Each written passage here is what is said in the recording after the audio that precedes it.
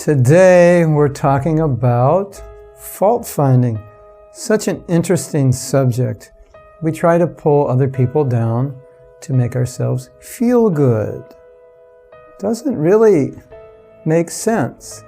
Because when we pull another person down, where do we end up? We end up down with them. When you lift another person up, where do you end up? You end up with them, higher up. So if you light another person's path, you light your own path. If you pull another person down, if you shed darkness on another person, you're shedding it on yourself.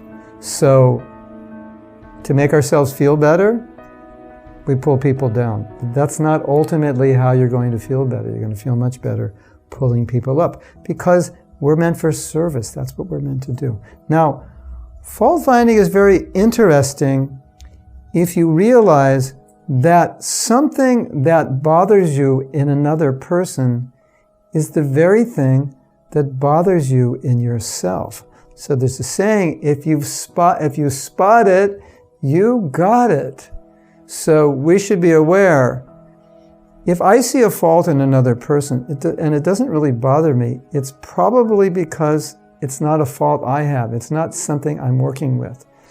Just like, for example, let's say I'm overweight and I'm with my friend and he's overeating. I don't like that.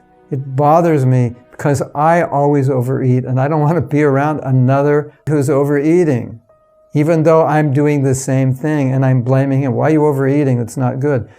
I'm upset with him because I'm upset with myself.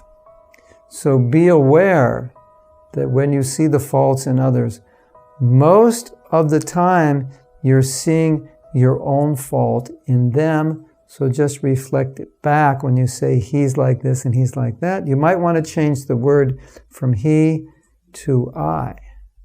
I am like this. I am like that. Something to think about.